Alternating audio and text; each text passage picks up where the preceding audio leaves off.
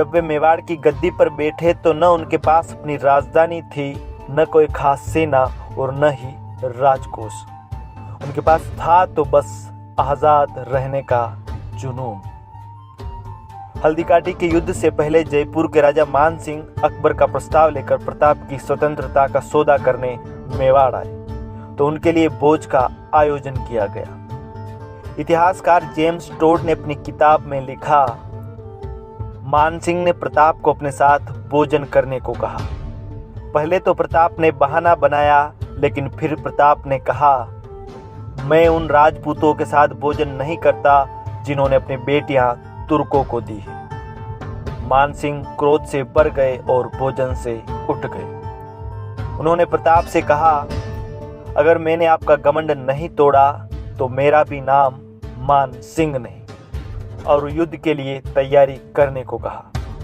तब प्रताप ने कहा, रण में अपने फूफा अकबर को भी साथ ले आना।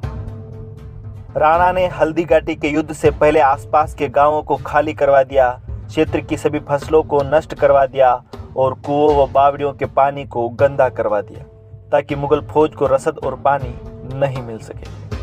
18 जून 1576 को हुई हल्दीघाटी की लड़ाई के बारे में मुगल इतिहासकार बदायूं ने लिखा, युद्ध में मान सिंह और प्रताप का आमना सामना हुआ। प्रताप सिंह ने मान सिंह पर भाले से वार किया, पर मान सिंह ने होदे में छुपकर खुद को बचा लिया। तभी मान सिंह के हाथी की सूंड में लगी तलवार से प्रताप का घोड़ा चेतक घायल हो गया। मान सिंह की मदद करने वहां बहलोल खां आया। प्रताप ने बहलोल खान पर इतना तेज वार किया कि बहलोल खां और उसका घोड़ा दोनों दो दो टुकड़ों में बट गए। तभी बहुत सारे मुगल सैनिकों ने प्रताप पर हमला कर दिया। प्रताप को निशाना बनाते देख उनके जनरलों ने प्रताप को युद्ध भूमि से जाने को कहा। प्रताप ने इनकार कर दिया।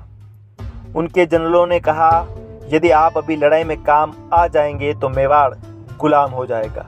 स्वतंत्रता की इस मशाल को जलाए रखना जरूरी है। उसके बाद जाला मन्ना ने प्रताप का राजसी छत्र धारण किया और प्रताप को युद्ध भूमि से ले जाया गया।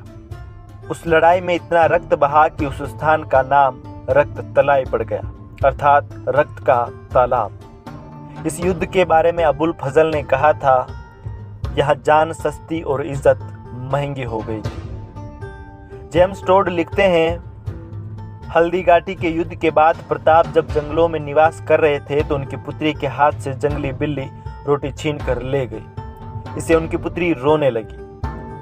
प्रताप इस घटना से बहुत ज्यादा भावुक हो गए और उन्होंने अकबर को मिलने के लिए पत्र लिखा। जब इस बात का पता बीकानेर के पृथ्वीराज राठौड़ को लगा तो उसने प्रताप को पत्र लिखा। पत्र में पृथ्वीराज ने लिखा, हिंदुओं की आखिरी उम्मीद हो आप। अकबर ने सभी वीरों को एक पंक्ति में खड़ा कर दिया है। उसने हमारी स्त्रियों की मर्यादा भंग की है। वो सबका खरीदार बन चुका है, परंतु हमीर के वंशज का मोल लगाना उसके बस की बात नहीं। लेकिन ये खरीदार हमेशा नहीं रहेगा। तब राजपूती स्वाभिमान के बीच के लिए राजपूत प्रताप की ओर रुख करेंगे, ताकि राजपूती शुद्धता का फिर से संचार हो सके। इस पत्र के बाद प्रताप का स्वाभिमान फिर से जाग उठा और अकबर से संधि का विचार त्याग दिया। हालांकि प्रताप और पृथ्वीराज के इन दोनों पत्रों का मुगल इतिहासकारों ने कोई उल्लेख नहीं किया है। हल्दीघाटी के युद्ध के बाद प्रताप की आर्थिक स्थिति बेहद खराब हो चुकी थी। अपनी सेना को शस्त्र देने और गुजारे के लिए उनके पास धन नहीं था। उस समय बामाशाह और ताराचंद दो भाई जो चित्तौड़ के बड़े सेठ थे, उन्होंने अपनी सारी दौलत महाराणा प्रताप को दे दी। उसमें 2 करोड़ सोने के सिक्के और 25 करोड़ चांदी के सिक्के थे, जो कि 25,000 सैनिकों की 12 सालों तक की व्यवस्था के लिए पर्याप्त थे। बाद में प्रताप ने गुरिल्ला युद्ध में मुगलों की 36 छावनियां एक साथ नष्ट कर दी। उस समय महाराणा प्रताप के पुत्र अमर सिंह लड़ाई के बाद अजमेर के सूबेदार और मशहूर कवि रहीम के परिवार की स्त्रियों को कैद कर ले आए। जब प्रताप को इसका पता लगा तो उन्होंने इस कृत्य के लिए कुंवर अमर सिंह को डांटा और उन स्त्रियों को ससम्मान वापस भिजवाया। 1982 में हुए दिवेर के युद्ध में प्रताप ने 36,000 की मुगल सेना के चीथड़े उजाड़ दिए। दिवेर का युद्ध जीतने के बाद उन्होंने चित्तौड़ को छोड़ पूरा मेवाड़ वापस अपने अधिकार में ले लिया।